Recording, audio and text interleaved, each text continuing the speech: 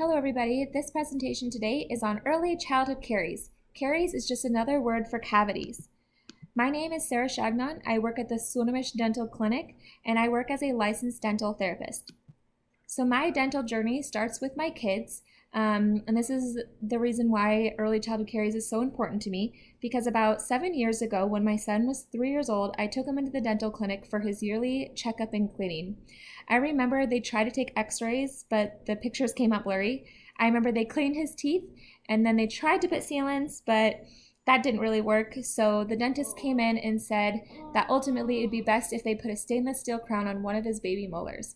And at that time, I didn't really have any knowledge of dentistry and I didn't really know exactly what that meant. So I said, of course, and told him to do it. Well, halfway through the procedure, the dentist came out to talk to me and said that his other molars might need some attention and asked if he could work on them. And, of course, I said, of course. Little did I know that the dentist was going to put 4 stainless steel crowns on all of his baby molars. So let's jump to the future. My daughter, she's pictured on the right. She is almost 5 years old and she is cavity free. And even though as a baby she hated brushing her teeth, we still did it twice a day, every day. And now she loves brushing her teeth and she loves coming to the dental clinic. So my dental journey started after seeing what my son went through, and it's important to me as a dental therapist to help mothers and fathers and future parents so their child doesn't have to go through the same thing my son went through. So early childhood caries is abbreviated as ECC. It is the most common chronic childhood disease and it is easily preventable. That right there speaks volumes to me. It is defined as the presence of one or more decayed, missing, failed baby tooth in a child between 0 and about 6 years of age. So one question I get a lot in my line of work is, why are baby teeth important if they are going to fall out anyways? And to me, baby teeth are just as important as permanent teeth. And here are a few reasons. Baby teeth help aid in the permanent tooth development. They help with the alignment and positioning, so they kind of hold that spot open for the permanent tooth for when it's ready to come in. They help with the child to obtain nutrition, their speech and facial development, and then if they do have a toothache, it can affect their concentration and self-esteem. So this right here is probably the most important slide of my presentation because it explains, or it's a really good visualization of the cavity formation, and it shows us that the cavity formation is multifactorial. So it's not just as easy as I'm going to stop eating candy, or I'm going to cut back on sugar, or it's not just I'm going to start brushing my teeth twice a day. There's multiple things that are going on in our mouth that aid in the formation of cavities. But it does show that you can see that the sugars feed the bacteria in our mouth. The sugar and the bacteria make an acid, and acid damages our tooth enamel. And over time, that tooth enamel, with improper brushing and flossing and mouth rinse and etc., can form a cavity. I do have another presentation that goes more in depth on the cavity formation, so please take a look at it if you're interested. So how do we prevent early childhood caries? Well, there's things that are done at home, things that we can do professionally, and at a community level. So my top goal is to get moms into the clinic during their pregnancy and get all of their work, all of their teeth fixed that are needed. Less cavities in mom means less chance in baby. And then also, weak enamel in babies can be affected when child is in utero, so the hygiene habits of the mother while pregnant is super important. And this is also another really good time that I like to go over the use of fluoridated products as well as xylitol during pregnancy. The second most important slide to me would be this one, and it's transmission, because believe it or not, cavities are contagious and babies are not born with the cavity-causing bacteria. So that means at some point in their life, usually at a very young age, and usually by kisses from mom or dad who have active tooth decay, they are transmitting the bacteria to the baby. So this is easily prevented by not kissing baby directly on the lips, by kissing them on their cute little cheeks, and also by not sharing cups, spoons, forks, not biting into the food with your teeth to make sure it's not hot and then putting the other half in the baby's mouth, by not blowing on the foods. And then also, I see this often, the baby drops their pacifier or bottle on the ground. The mom picks it up and then puts it in her mouth to clean it and then gives it to her baby. And that right there, you're transmitting the bacteria right to your baby. So it's important that we start limiting that transmission as much as we can. Other things that we can do are at home would be wiping gums after nursing. Start brushing with fluoride as soon as their first tooth erupts. Bring the child into the dental clinic regularly and develop a healthy oral hygiene routine at home. So baby see, baby do. If you guys can get into that healthy habit of just brushing your teeth as a family at night and in the morning, then it'll be a lot easier as a child gets older.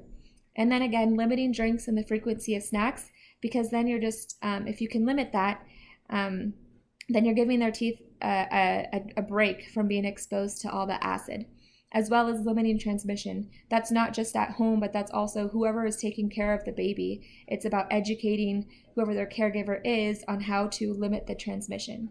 And then again, proper cleaning of bottles and sippy cups. So just a few things that we can do professionally. At our clinic, we have an open door baby policy. That means any baby below or 2 and younger can come to our clinic without an appointment and we will see them. We also like friendly visits. So these could be, every single month or a couple times of the year where the child just comes in and we slowly introduce them to the dental clinic. We can kind of look scary with our gloves and masks and glasses and everything on. So this is just a really good chance to build that relationship and introduce them to the dental chair, introduce them to the instruments, etc. And then other services that we provide would be putting their sealants on their teeth, SDF, which is an antimicrobial, which kills bacteria, as well as povidone iodine, and then fluoride varnish applications. That right there is super important because it helps make their teeth acid resistant and helps make their enamel stronger. And then at a community level, this would be promoting awareness of early childhood caries, holding oral health educational events, making sure your water is fluoridated in your community, and then also being a part of community projects, which would be like sealant weeks, mouth rinse programs, Baby Teeth Matter, silver diamine fluoride, and even starting projects for expecting mothers. The next couple slides I just thought were super informative.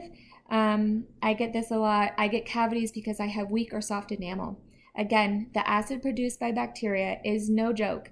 It is scientifically proven that when the pH or the acidity level in our mouths drop below 5.5, that is when demineralization happens. That means the breakdown of our enamel will take place. So you can see on the picture on the right, our enamel is made up of like thousands of tiny little tubes, and there's tiny little holes that the acid can get into, and over time, it'll break it down. And you can see on the right, the importance of using fluoride is because fluoride makes our teeth acid resistant, and it also helps with remineralization, so it helps make the teeth strong.